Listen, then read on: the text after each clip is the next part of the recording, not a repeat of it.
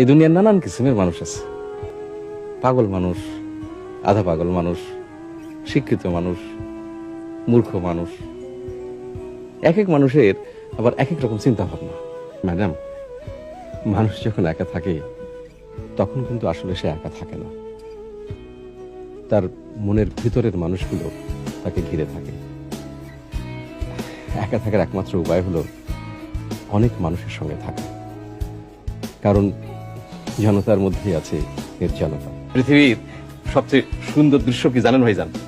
পরিবারের সবাই কোনো একটা কারণে একসঙ্গে হাসাহাসি করতেছে, এইটাই জগতের মধুর দৃশ্য। আবার সবাই একসঙ্গে মিলে কান্দার দৃশ্য খুব মধুর।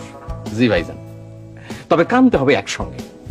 এই যেমন ধরেন, আপনার মায়ের যখন মৃত্যু হবে আপনারা সবাই মিলে কাঁদবেন, সেই দৃশ্য বড় মধুর দৃশ্য হবে। এক এক মানুষের আবার এক এক রকম চিন্তা ভাবনা।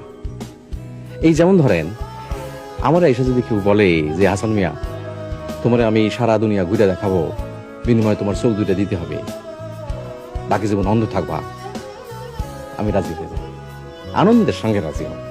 কারো মনে তুমি দিও না আঘাত, সে আঘাত লাগে কাবার গায়ে। মানুষ মনে আঘাত দেওয়া বিরাট অপরাধ।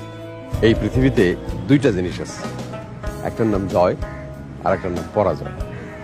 আমরা সবাই শুধু জয় চাই, কেউ পরাজয় চাই না। কিন্তু জয় পাইতে হলে পরাজয়ের ভিতর দিয়ে যাইতে হয়। যখন তার নিজের সন্তানকে জড়ায় ধরে কান্দে, তখন কি হয় জানেন? খোদার আরশ কাঁপতে থাকে।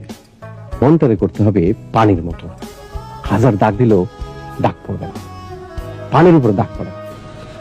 বড় দুঃখে মানুষ কান্দে না আজিজ, মানুষ কান্দে ছোট ছোট দুঃখে। কষ্টের কথা কি বলিব, কষ্ট কাকে বলে? কষ্ট হইল মনের আগুন, বুকের মধ্যে জ্বলে।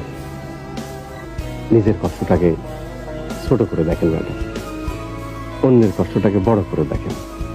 মহামানবরা তাই করেন। মানুষ মাত্রই মহামানব, সেটা সে জানে না বলেই সাধারণ মানুষের মতো আচরণ করে। দেখেন স্যার, ভালো করে দেখেন, আকাশ দেখলে মন বড় হয়। আমি একজন অতি সাধারণ মানুষ, আমি বেশি সাধারণ বলে বোধহয় আপনার কাছে অদ্ভুত লাগে।